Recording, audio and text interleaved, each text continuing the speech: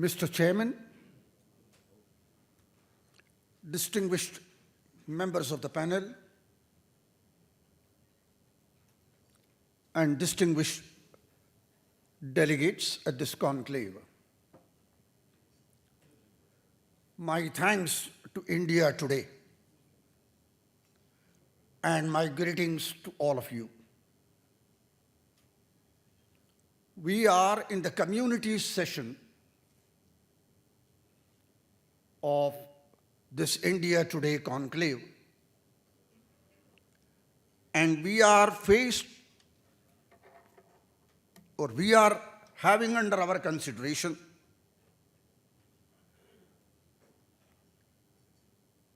a grave problem of great significance.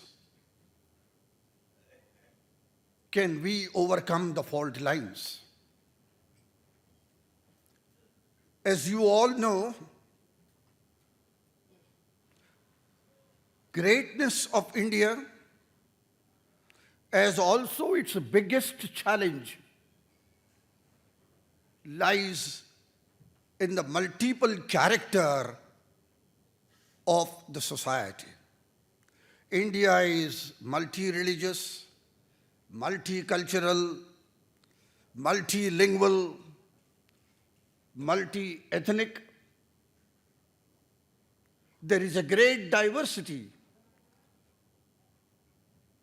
with as many as 6 or 7 major religions, hundreds of castes and subcastes, a large number of languages, and innumerable dialects. An important point to be noted is that India is home to people with not only diverse, but also contradictory faiths, beliefs, ethos, rituals, and practices. But this multiple character of our society need not deter us. This multiple character, on the contrary, is a great asset. It need not deter us. We cannot lose sight of the host of common, inspiring relationships that we have among us. A host of common, inspiring relationships there are among us. In a brief talk, it is not possible to have any long discussion on them. To cite a few, we have, for example, the common relationship of the love of the homeland. The common relationship of the love of the homeland. Every one of us is endowed with the love for the homeland. Breathes there a man with soul so dead, who ne'er to himself has said, "This is my own, my native land." This love for the homeland has produced great and significant contributions to our country. Muslims too have made such unique contribution along with others as to get worldwide acclaim.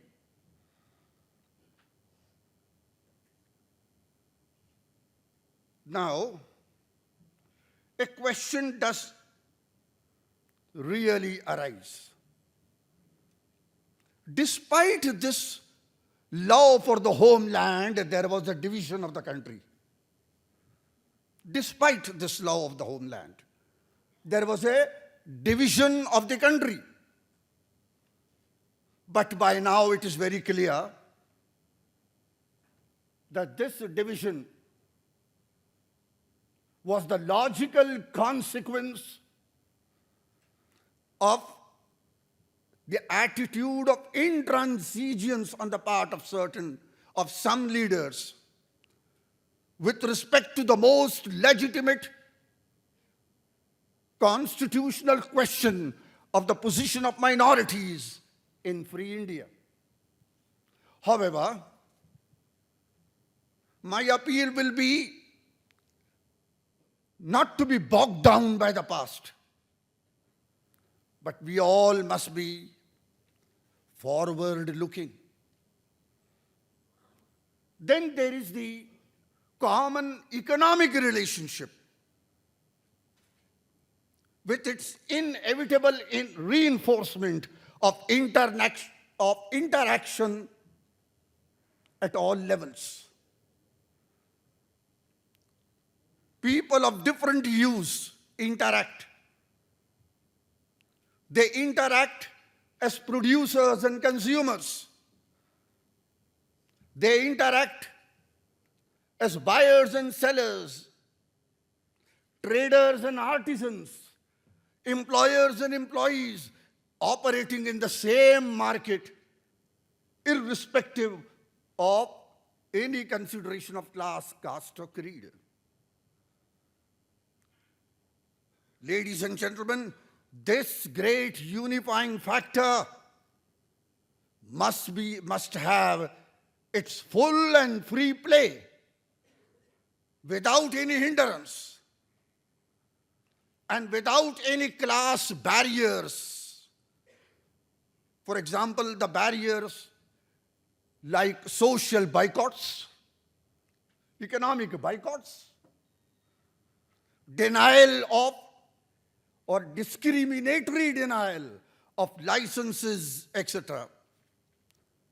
Let this great unifying factor have its free play so that the process of a grand national life continues. Then there is the common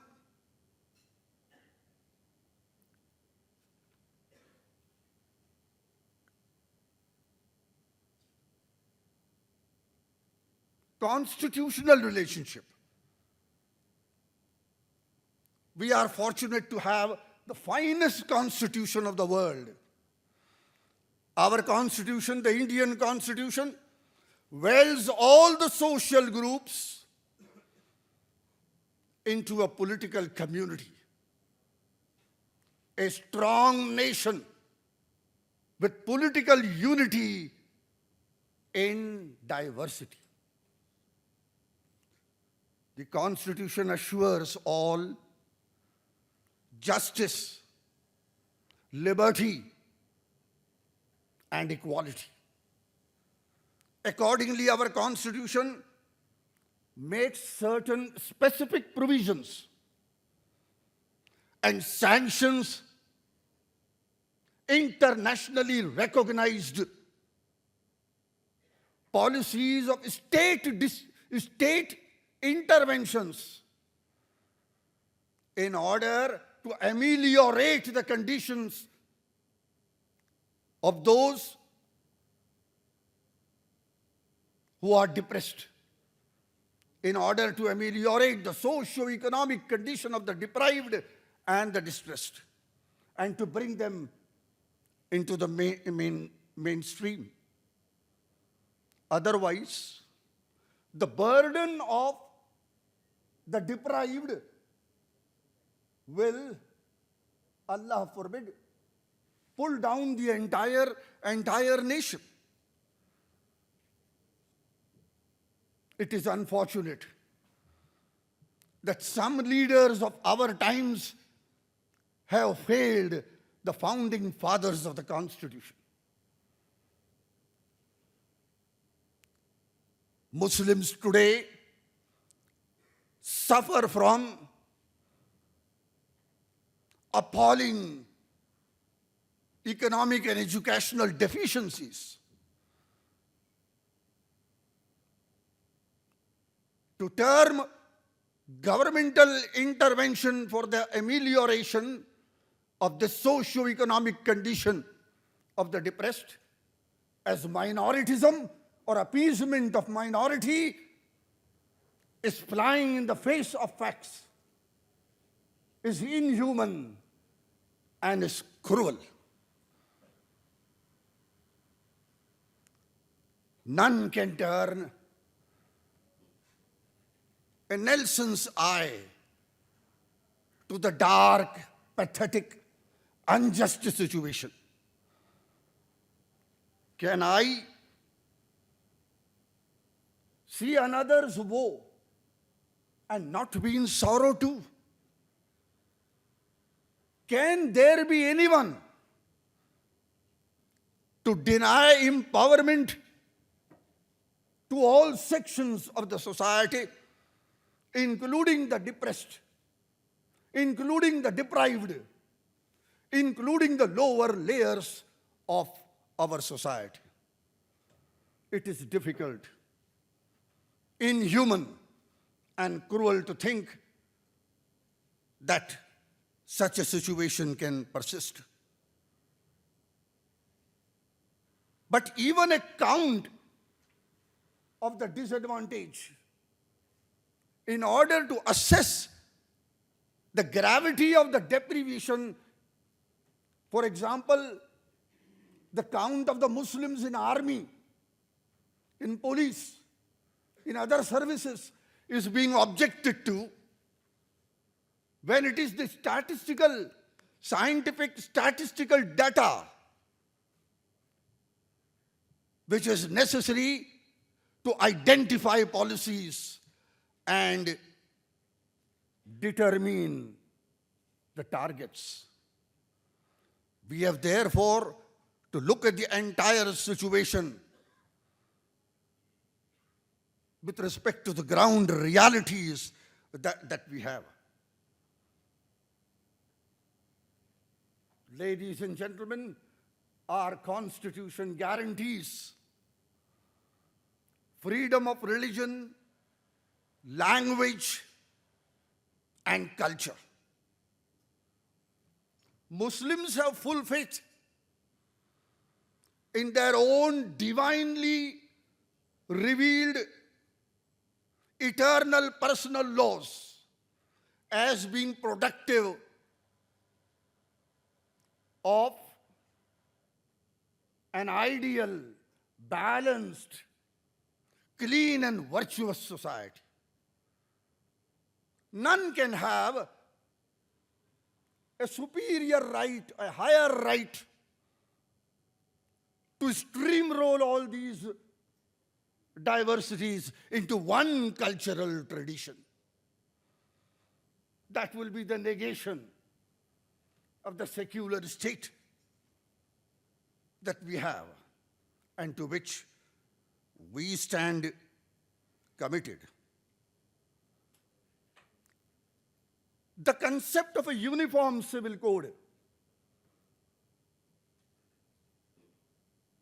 is a concept which can be applicable only to non-religious civil laws. Otherwise, it is a negation of the freedom of religion. It will become the greatest disintegrating force because it will affect all the communities and the innumerable tribes that we have in India.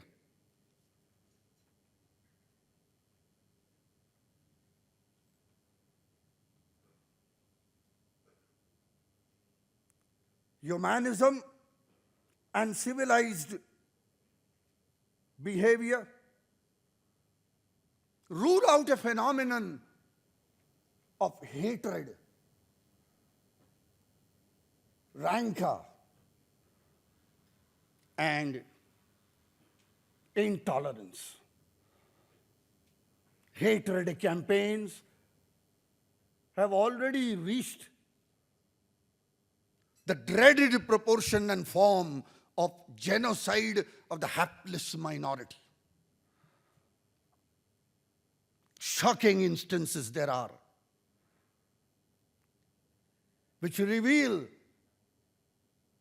that there is no limit to man's inhumanity to man. This has to end. The rule of law must prevail. Authorities must act with impartiality and justice. Therein lies, in the breach of these lies, in the breach of observing impartiality, in the breach of the state authorities observing justice, in the breach of all this lies a vicious fault which must be, fault line which needs to be overcome.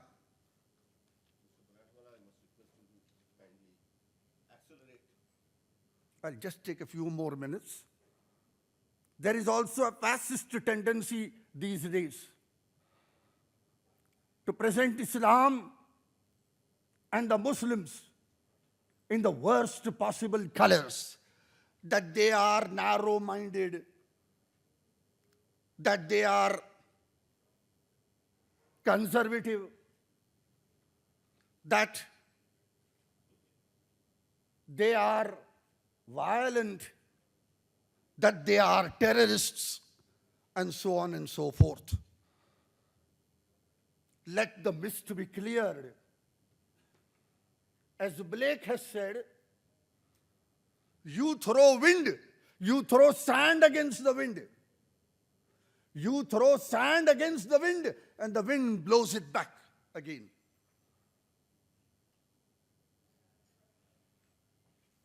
It is not religion that inspires terrorism.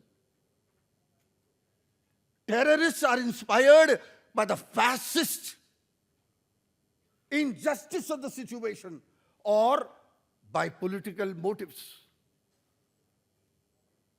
Islam, as its very name suggests, means peace. It means peace. The Holy Quran proclaims the entire mankind in this world to be one international family. What greater, what finer principle of peaceful coexistence can there be? I'll just take a minute or two of yours, distinguished delegates, because it is necessary to clear the mist, as I have said. According to the Quran, every individual, because he belongs to the family, the international family, is honored. It is Quran, verse 17, ayat 70. The taking of any life wrongfully is forbidden.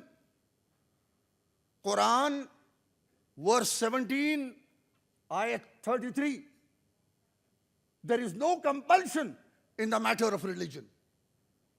No compulsion in the matter of religion. Quran, Surah 2, ayat 256. To you, your religion, and to me, my religion. Ending all confrontation. That is the principle. Quran, Surah 6, ayat 107, and then again Surah 49, ayat 11. Life and property of all is secure. The killing of even one is considered by the Quran as the killing of the entire mankind. Surah 5, ayat 32. Islam enjoins that there shall be justice under all circumstances. Quran, Surah 16, ayat 70, and again Surah 7 and ayat 29. One is not to transgress justice even in one's hatred of the enemy. That is Quran, Surah 5, Ayat 8. There is a strong code of conduct, even in the legitimate warfare. Women, children, old, infirm, priests, and non-combatants cannot be harmed. After the victory of Khaybar, the Battle of Khaybar, some soldiers found killing the animals of the Jews and also ate fruit. The Prophet, peace be upon him, disapproved of the act and termed it as not halal, as not permitted. I'll be concluding right now. Now, there may be Muslims who may not be up to the high mark, to the high moral standards, but adherence to Islam overcomes the fault lines. Ladies and gentlemen, Muslim India, plural India is a great India.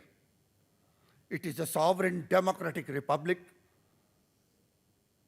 Relations between individuals and relations between communities are not shaped by oppression, imposition, or might, but they are the result of justice, civilized norms, and peace. To conclude, the subject requires further elucidation, but in deference to the chairman and the time allotted to me, I must conclude. We, the people of India, are aboard the same ship, irrespective of our class, caste, or creed. We all share the same common destiny to ride out the storm for the safety of the shores. Thank you all.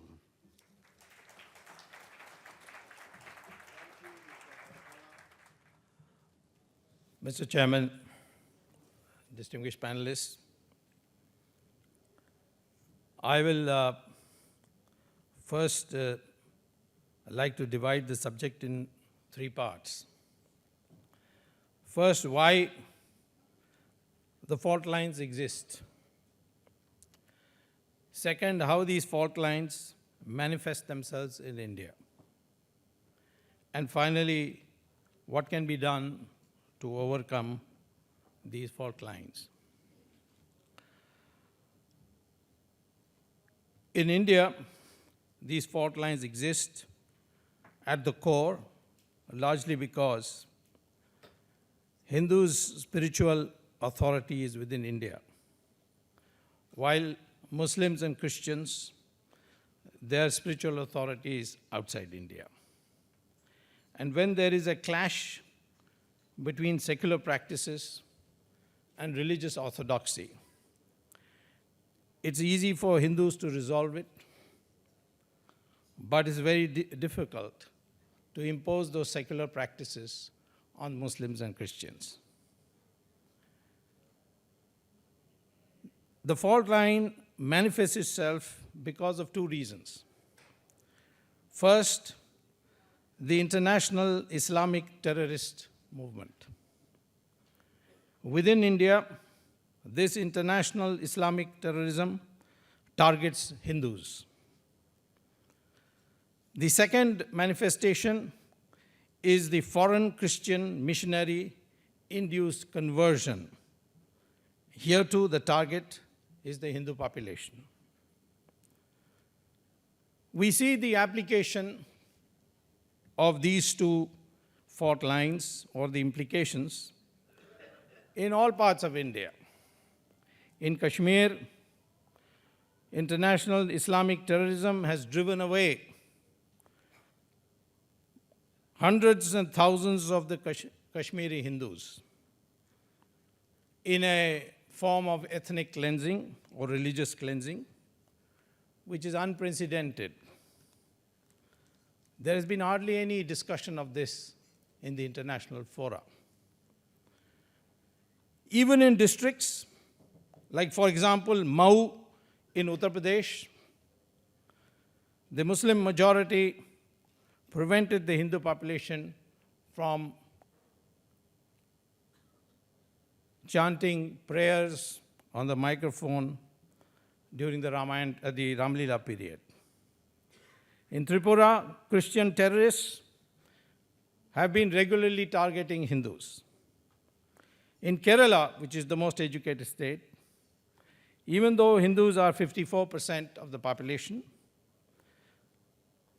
in most of the colleges and in employment, they are less than 25%.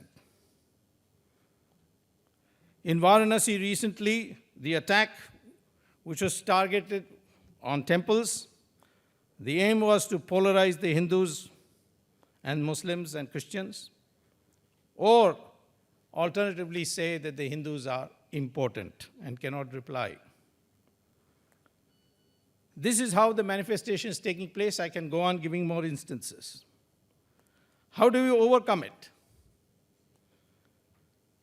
Most important way is a demonstration by Muslims, Muslim leadership, Christian leadership, of distancing themselves from these two international factors of Islamic terrorism and induced conversion.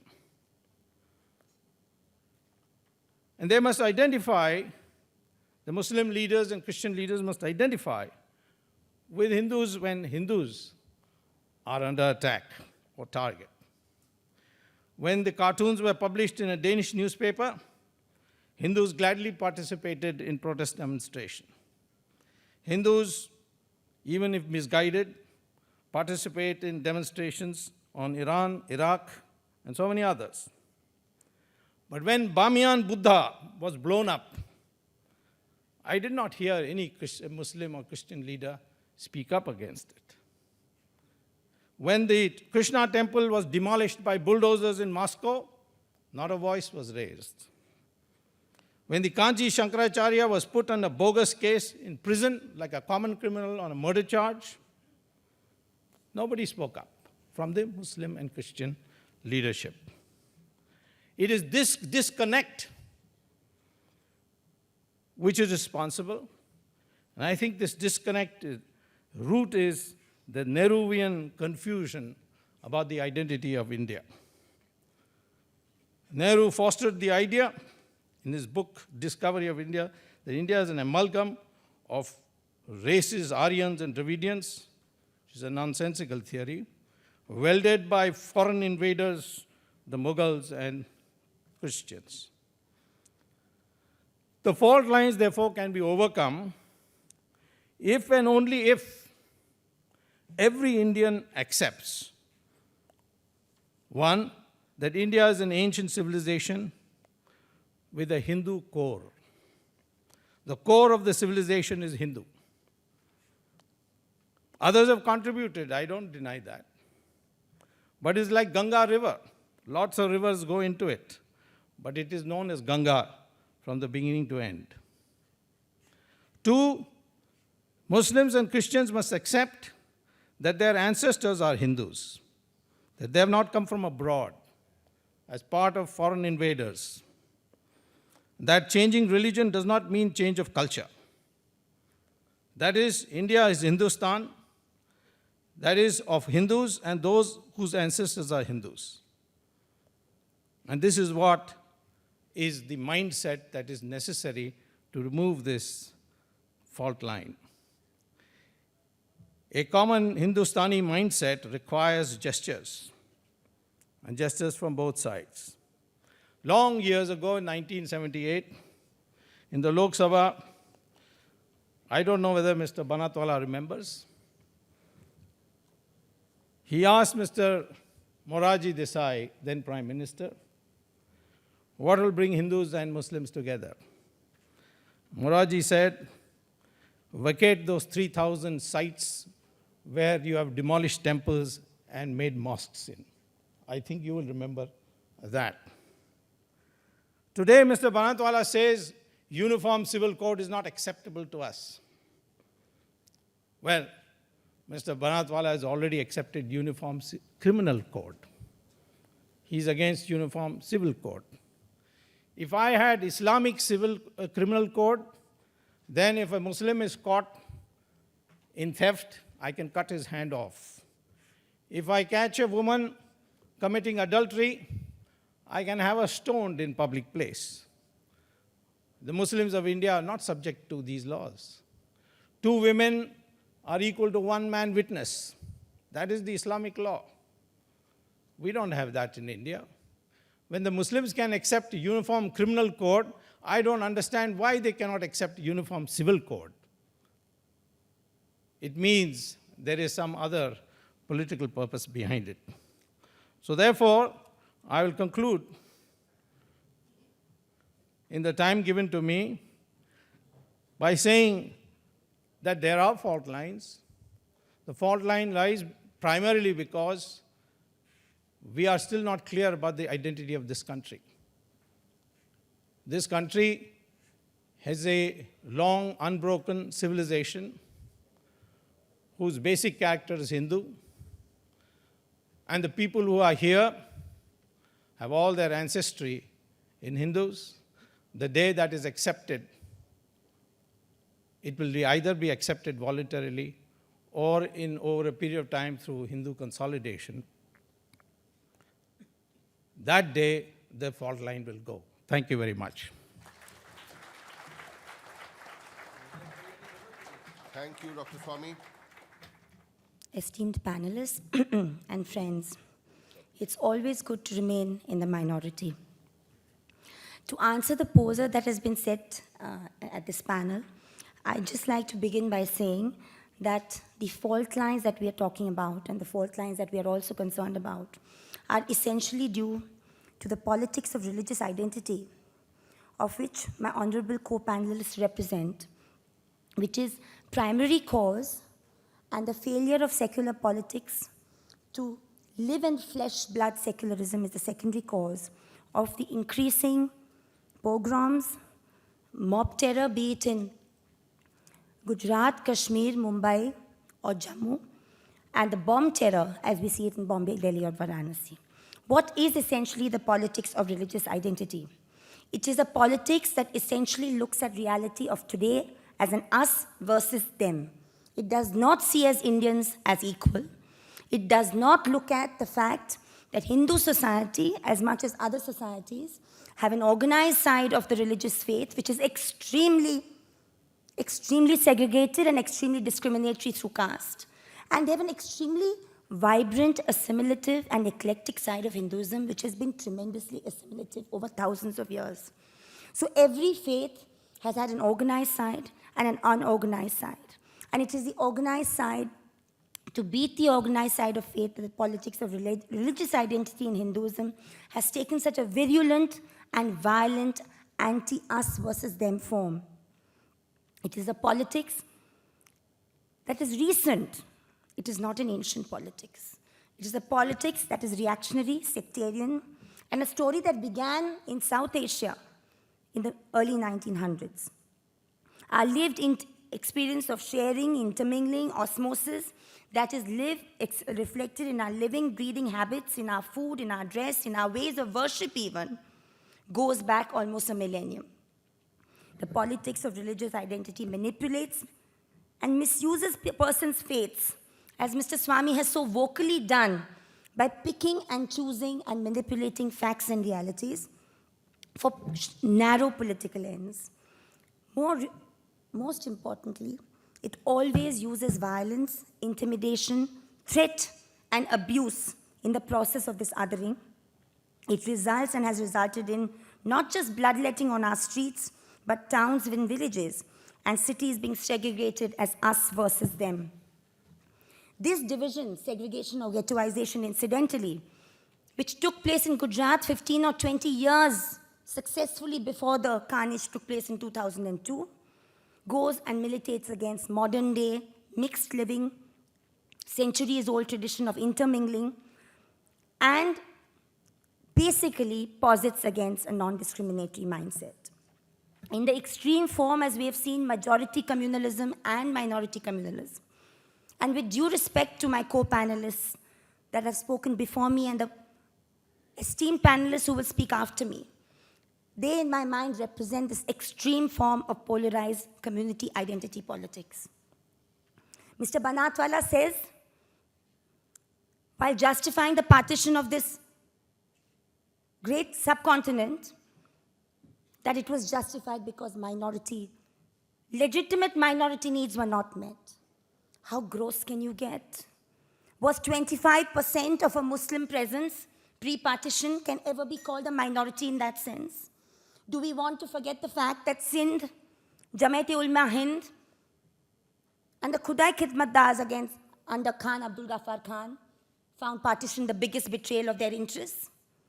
How can we simply obliterate and claim all leadership for our own when there were other voices, Muslim and Hindu, Christian and Dalit, that spoke for a different kind of India, which is why we have the constitution that we have today. Friends, the constitution that we have went through very painful processes. It was debated over 2 years, 18 months almost. It was debated thoroughly. There was a first draft and there was a second draft. Between the two drafts, we had the bitter partition. Maybe we should look at the two drafts and see the changes that were made, the compromises the Muslim leadership made when it claimed to control its women through saying, don't touch our personal laws, but let's not have anything on non-discriminatory practices. We need to look at what happened between the first and the second draft of the Constitution when Mr. Banatwala and Mr. Togadia speak of the Hindu past and the Islamic past and the fact that two realities cannot live together. Do they ever speak about the fact that it goes against the essence of Hindu dharma to practice female feticide in our rich households so that future generations will not have enough girls? When does Mr. Banatwala ever speak of the fact that triple talaq is essentially un-Islamic, undemocratic, and anti-constitutional? And no justification of any personal law can justify gender insensitivity. Why can Mr. Banatwala not speak about the fact that whether it's in Kerala, whether it's in Tamil Nadu, or whether it's in Andhra Pradesh, Muslim girls and Dalit girls are being forced into the sexual trade? And one of his general secretaries of his esteemed Muslim League, Mr. Kunai Kutty, is responsible for the kind of witness trading that has happened in the Best Bakery and the Jessica Lal case. There's been tampering of witnesses, there's been intimidation. The Muslim League so bullied Kozhikode airport authorities, took them over, took out the Indian flag and replaced it with the Muslim League flag to bully the authorities into not taking action against Kunai Kutty and not letting him be an accused in the ice cream parlor case. Friends, the politics of mob violence, terror, intimidation does not belong to one community alone. If we need to dream of an India which is forward-looking, which is egalitarian, which is humane, yes, we might have had a Hindu core, but we had a Hindu core that had the capacity to welcome a Thomas, who was not a vicious missionary, but who brought his thoughts to this land. In 58 AD, we had the compassion, one of our Malabar rulers, to listen to the Arab traders, not Muhammad bin Qasim, who came 110 years later, but Arab traders who came to the shores of Malabar and brought with them thoughts of a religion which spoke of equality, right or wrong. And we had one of our Malabar rulers himself converting to Islam. It was a core of this assimilative and expansive tradition that has resulted in the rich culture that we live and breathe every day and every year. It is the politics of hatred, exclusion, otherness, othering, and violence that has grown, Dr. Mitra, in the last 15 years because of promotion of that policy. Because this politics knows and believes and somehow has come to feel that the law and order will not work against it. That the section of the Criminal Procedure Code that speak against hate-mongering and hate-letting and bloodletting will be silent when it comes to leaders who use hatred to barter votes. If I go through some of the speeches made by my esteemed friends in the course of the electioneering, The kind of bloodletting that Mr. Togadia was responsible for in December 2001, March 2002 and thereafter. When he claimed that he and his colleagues that they were happy that the villages of Gujarat were purged of Islam. I am not proud that he is a co-Hindu, let alone a co-Indian. I think we need to speak with temper. I need to think we speak with restraint. And let's not blur the fault lines. It's not just religion-based community politics and parties that have eroded our secular ethos, which is a lived ethos of a millennium.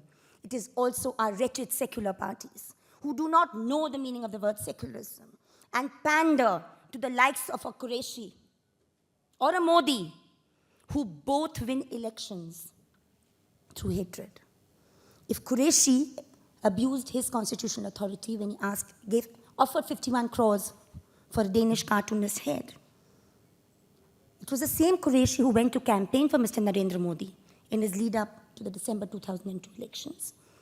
Anybody who sees television coverage of the December 2000 elections can have no doubt that that election was won for the unfortunate bodies of the Godhra victims who were burnt in the S6 Sabarmati coach. We don't yet know how they were burnt, but Mr. Modi and his colleagues decided that it was an ISI Muslim conspiracy and decided to launch a disgusting pogrom in all of Gujarat's 19 of Gujarat's districts. And when some of those Godhra Hindu victims decided to approach secular groups like ours, Mr. Togadia went ballistic. He went ballistic and went abusive and threatened that how can Ms. Setalvad ever enter Gujarat? How can these Hindus ever approach a Teesta Setalvad? Is this the mindset that we are going to be proud of? Is this the mindset that is going to take 33% of Indians who today live in poverty to a dream of non-discrimination and a better India and a better tomorrow? I plead, ladies and gentlemen, that it is this politics of deliberate uzzing and othering, uzzing and demming, deliberately fomented for political ends by political parties, while our secular parties don't take a firm stand, that has diverted India from what should be its path today, which is to be looking at hungry stomachs, livelihoods, opportunities, public health centers, no starvation deaths for our farmers, and not be concerned with manipulating history, be it the history of partition as Mr. Banatwala has done, or the history of Somnath as Mr. Togadia will thereafter do. Please, let's look at things not as an us versus them, but as citizens of a modern-day India and a modern-day South Asia, who in all our ways have been recipients of extremely rich traditions. Traditions that are ingrained in the way we live, in the way we believe. And I think all of us, in a way, are believers. One question that has always bugged me when I hear the word Indian Union Muslim League is how a party after independence and the pain caused by partition could retain that name. How could such a party retain that name? And what also intrigues me is, besides one Lok Sabha and one Rajya Sabha seat in Kerala, several attempts made in UP, not more than 5% votes went to the Muslim League in Rampur, which has 30% Muslim population. 3 Muslim intellectual publications, as they call themselves, the Jamaat-e Ulema Hind's publication, Milli Gazette, and Islamic Voice have categorically stated that a Muslim party is not an answer to Muslim woes. And Muslim woes, I plead, should be a concern not just for Muslims. If we want Muslims to come out of their mindset, quote unquote, if we want them to join the national mainstream, maybe we need to ask ourselves why, when there is no glass ceiling, we have an Irfan, and a Shah Rukh, and a Kaif, and a Sanya. But where there are glass ceilings, we have less than 4%, less than 12% of employment opportunities. If we don't want Muslim boys and girls to go to madrasas and look backward, we should ask our governments why there are no schools in those areas. The concern of every section of our population, however backward and deprived, cannot be a concern for that section alone, because that militates against the secular politics much more than anything else. A word about our secular parties, not just Qureshi and his statement. I think what our secular parties have done with sections of our Dalit population over 50, 60 years, taken them for granted, built up leaderships that they have then thereafter corrupted, is exactly what they are today doing with the Muslim leadership. Why don't our secular parties want to talk to the progressive leadership among the communities? Why don't they want to talk to Muslim women who are battling it out with the clergy, Mr. Banatwala? In Tamil Nadu, you have a Muslim women's Jamaat that's taking on the male Jamaat. They're asking questions about triple talaq. And there will come a time when they will ask you why you don't say that dowry is anti-Islamic and anti-constitutional. Why are you only concerned about preserving laws that keep women under subjugation? Why are you so afraid of your own women? And why are you so afraid of the democratic voice within your own communities? Same question applies to whether it's the Mr. Togadias or the Mr. Singhals. But unfortunately, it also applies to our secular parties who have failed to give life and blood to the word secularism. To answer Dr. Mitra's poser, I'll only say this, that in a country like India, where faith runs deep, you have to have a dichotomous way to look at secularism. The state must be seen to be not influenced by any one faith, but at a level of society, we must have a respect for all. And respect for all means negotiation through dialogue, not hate speech and violence. Negotiation means putting the law of the land, such as it is, above everything else, and not expecting that the rule of law will let us be and buy. When we spew vitriol, expect young boys to pick up Trishuls and then leave them in Gujarat's jails to rot for 4 years. Thank you very much.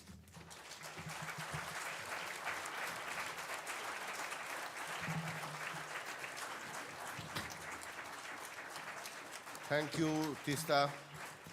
Mr. Chairman, respected panelists, distinguished guests, today's subject, overcoming the fault line.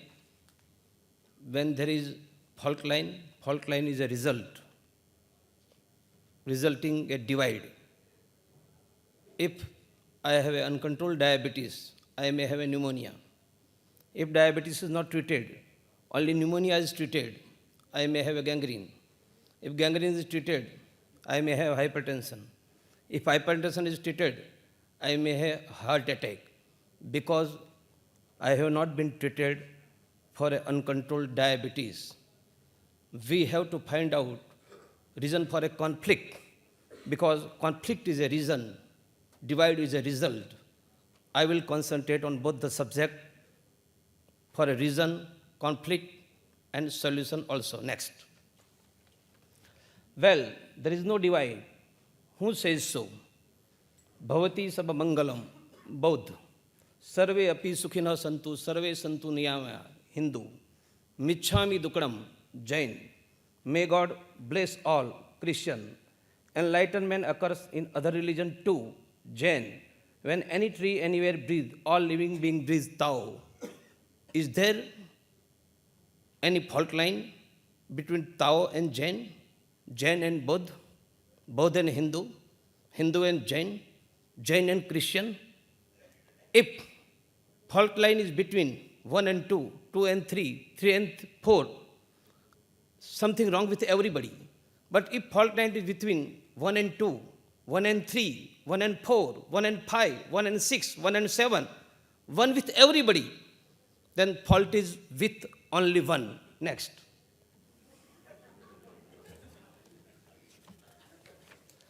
Who is that he who doesn't accept others' right to exist? He says, if you are not like me, if you are not like me, if you love me, if you support me, yet not like me, you don't have right to exist. You don't have right to exist religiously, socially, politically, economically, and physically also. If this is the tendency, how peaceful coexistence is possible? Where is the tolerance? Next.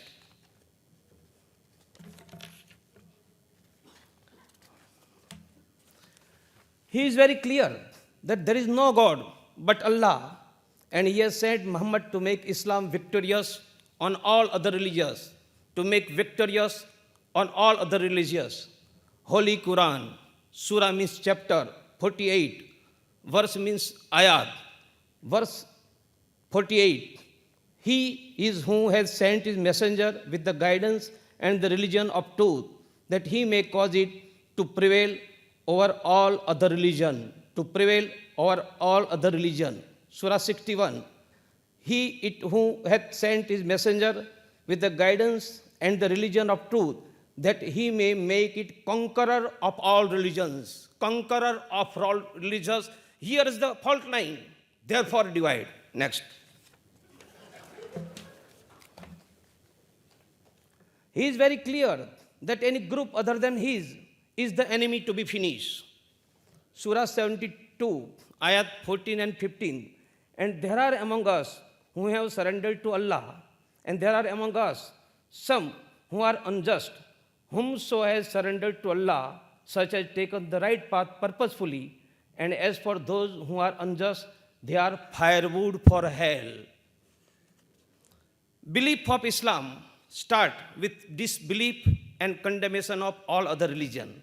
If you are a true believer of a Muslim, you have to disbelieve Christian, Buddha, Jain, Jews and Hindus. Allah has sent him to make Islam victorious over all other religions.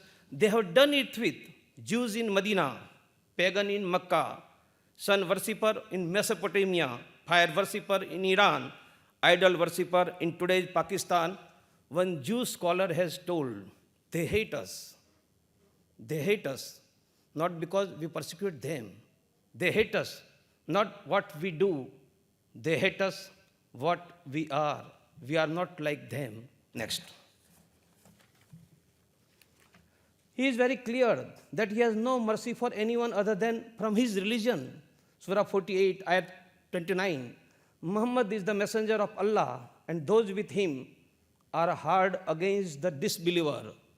Hard against the disbeliever and merciful among themselves. Islam has a two parameter, one for believer, another for non-believer. That's why hard against the disbeliever and merciful among themselves. Give me a single evidences of a Muslim country run by Sharia. In last 50 years, any country has a head of the state non-Muslim. We have Abdul Rahman Antule, after 8% of the Muslim population, as a chief minister in Maharashtra. We had Abdul Ghaffur, chief minister of Bihar, after 18% of the population. Give me reason why not a single Hindu chief minister in Jammu and Kashmir in spite of 30% of a Hindu population. Next. He is very clear that all other than him are worst kafir. Worst kafir. There is one chapter named Al-Kafiran. Al-Kafiran, that is chapter number 109, only define who is kafir. As per the Surah 98, ayat 6, lo, those who disbelieve among the people of a scripture, they have defined. People of a scripture means only Jews and Christians. Hindu are not considered people of a book. Lo, those who disbelieve among the people of a scripture, Jews and Christians, and the idolaters, Bamiyan, Buddha, Hindu, will abide fire of hell. They are the worst of created being. How kafir should be treated? I am mentioning Mr. Banatwala hundreds of ayat, but I will mention few only. Ayat number 4 of chapter 4, ayat 48. To be kafir is a heinous crime. The worst crime in the Islam, to be a kafir. Chapter 48, ayat 20. Every Muslim should be hard against kafir. Chapter 4, 49. Kafir should not be friend. Because he is the kafir, he should not be your friend. Chapter 5, ayat 51. Jews and Christians should not be accepted as friends because they are a kafir. Chapter 4, ayat 101. They are our open enemy. Why there is a Bin Laden? Why there is a Salaluddin? Why there is a Jaish Muhammad commander Azhar Masood? Because we are a kafir, I am a kafir. And kafir are our open enemy. Chapter 9, ayat 84. Do not pray for them. For a Muslim, Muhammad Pegambar Sahib is a role model. Quran is their constitution. Quran is total guidance as Mr. Banatwala has accepted.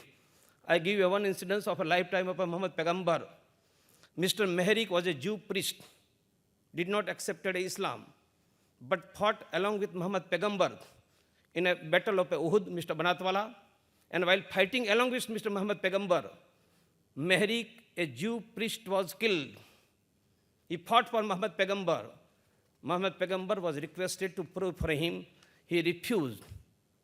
Mehrik was a kafir. I cannot pray for him.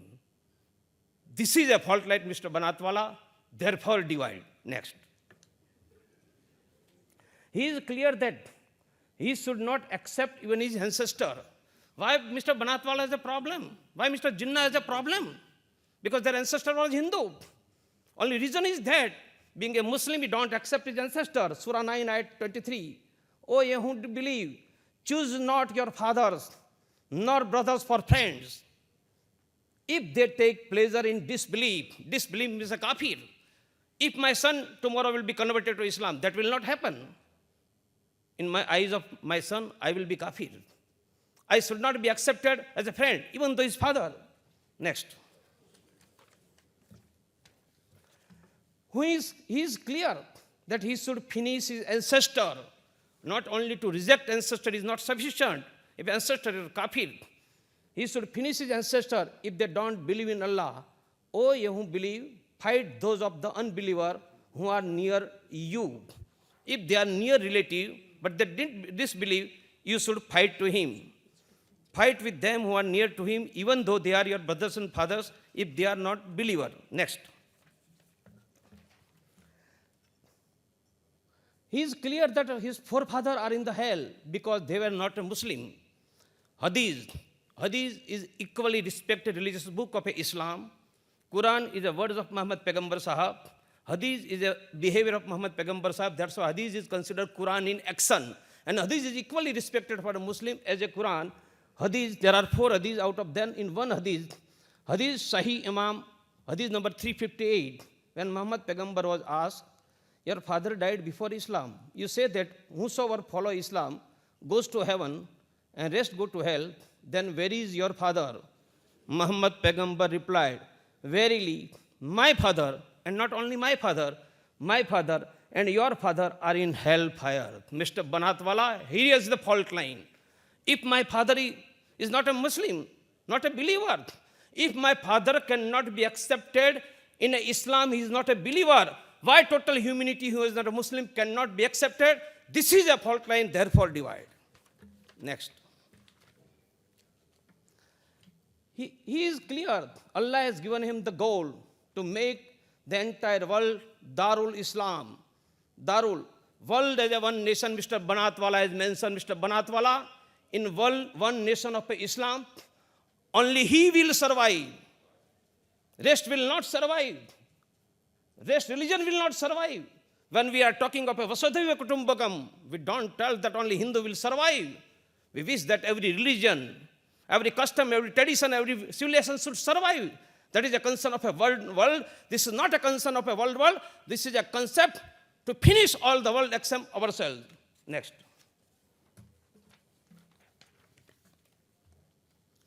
He follows his goal of a Darul Islam. Hadith Sahih Bukhari, verse 196. I have been ordered to fight with the people till they say none has the right to be worshipped but Allah. Why Bin Laden is fighting? Why Azhar Masud is fighting? Why Ghazni fought? Why Aurangzeb fought? Reason is clear. It has been mentioned. Next. He is clear about means to achieve his goal. Goal is clear. Darul Islam. And means is clear. Means is jihad. You know better than me regarding jihad. I will not go in detail. But it is very clear. Jihad is highest religious duty of a Muslim. Highest as compared to namaz, zakat and roja. Person will get highest reward in a jihad. Jihad is only for a cause of Allah, that is to establish Darul Islam. Jihad is a total strategy. Jihad is a total war. There are of course 4 types of a jihad, but world has seen only jihad, that is a jihad by sword. Next. Therefore, for him, Ummah matters. Nation does not even exist. Principle which is supranational, supra-racial, supra-linguistic, supra-territorial is Ummah. In Islam, of course, no nation is sovereign, since God, Allah alone is only sovereign, in whom all authority rests. By Quranic concept of war, Pakistani Army Chief Zia-ul-Haq. Next. He is clear that jihad is must for him day to day. Pakistani Army textbook, Quranic concept of war, is to both soldier and civilian alike. Jihad is for everybody, for soldiers as well as civilian. People are talking that jihad to fight against one's evil, that are misguiding. Pakistani Army textbook, Quranic concept of war tells, jihad fi sabibillah. Jihad fi sabibillah is not the exclusive domain of the professional soldier, nor is it restricted to application of a military force alone. Quranic philosophy on the application of military force within the context of the totality, that is a jihad, Zia-ul-Haq. Next. He is clear that he lives within the boundary of a Quran as a perfect divine, as Mr. Banatwala has told, divine revelation given by God. As a perfect divine document, the Holy Quran has given a comprehensive treatment to its concept of a war, that is jihad. Mr. Banatwala, Dr. Togadia is not speaking, Zia-ul-Haq is speaking. Next. Following, what are his Hazrat Muhammad Paighambar's action in his times? Why we have to interpret in toto? Because for every Muslim, Muhammad Paighambar Sahib is a role model. What he has done should be followed by everybody. We know fatwa against Salman Rushdie, Taslima Nasreen, Dutch director Van Gogh, for criticism of Muhammad Paighambar, Ali Dasti was executed in Iran. Why? Because at the time of Muhammad Paighambar, one Jew priest, poet Abu Afaq has criticized Muhammad Paighambar. On an order of Muhammad Paighambar, he was executed. Salman Rushdie and rest followed by Muslim of a world, rest are following. Next. Hazrat Muhammad Paighambar's action in his time, a trench was dug at the marketplace in the Muhammad's presence. More than 800 Jew captives in groups of 5 were brought to the brink of the trench with their hand tied behind and were beheaded with the sword before pushing the dismembered body into trench. It went on all the day and continued by torchlight into the night.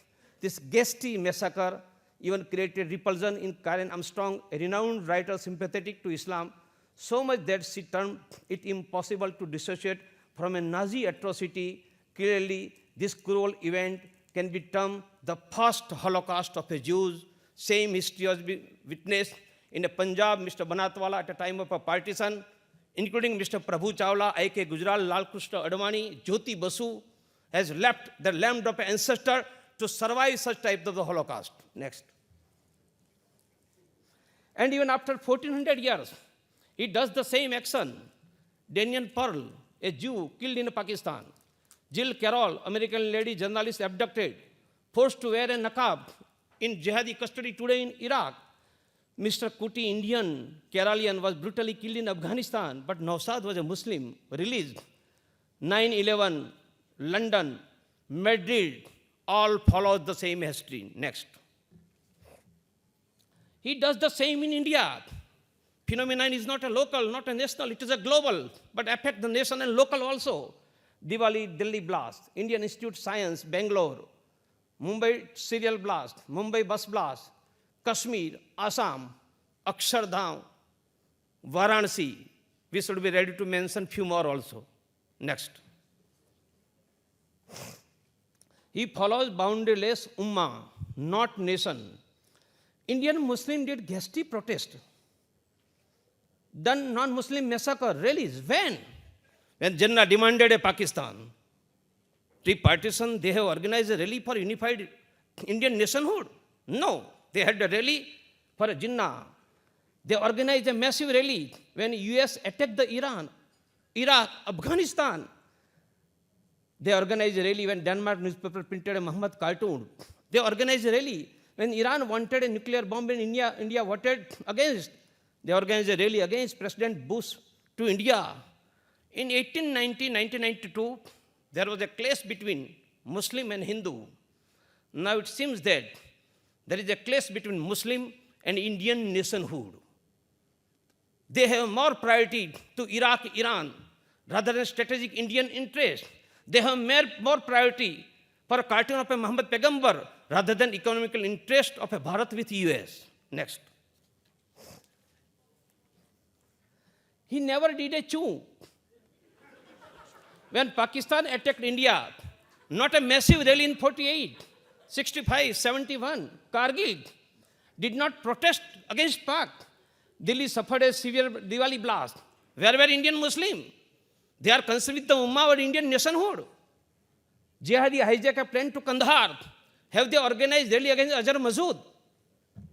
Where is loyalty? Nation or Ummah?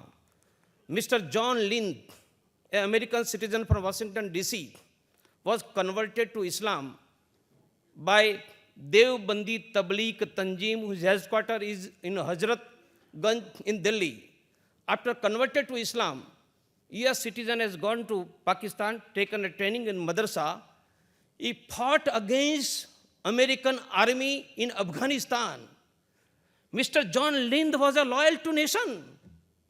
When he's become disloyal to nation, why he fought against his own country?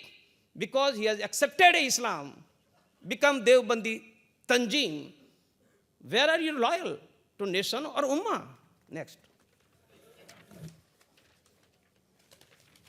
He is clear that his is divine, all others is devil. This is the fault line. Therefore, there is a divide. Next. For him, his is the divine, and others is the devil, and that is the divide. Next. Solution. Is there solution is possible? Yes. Dr. Togadia, Secretary General of the Vishnu Hindu Parishad, leader of a Hindu movement, speaks. Solution is possible. Next. I recommend civilizational treaty, a novel concept for a peaceful coexistence globally, nationally, as well as locally. Next. What is civilizational treaty? Group forms the rule for peaceful, happy survival. Rules become norms, and norms become values. This process takes a long time to materialize. युगों मनवंतरों तक ये प्रक्रिया चलती है. Many groups learn to live with this value together. Then it becomes a civilization, a wonderful progressive synergy of a civil people, which we also evolved since so many Yuga Manvantar and Kalp. Next. What is civilizational treaty? Many civilizations existed and exist on Mother Earth from ages. Egyptian, Indus Valley, Inca, Soan. Culture, trade, research, humanity prospered among many of these civilizations for ages much before 14th centuries. To bring that synergy among existing civilizations globally, we need a formal, formatted, and fast-moving understanding. This is civilizational treaty. Next. Civilizational treaty, there are certain prerequisites for a peaceful coexistence globally, nationally, and locally also. Everyone should acknowledge it, everyone else's right to exist.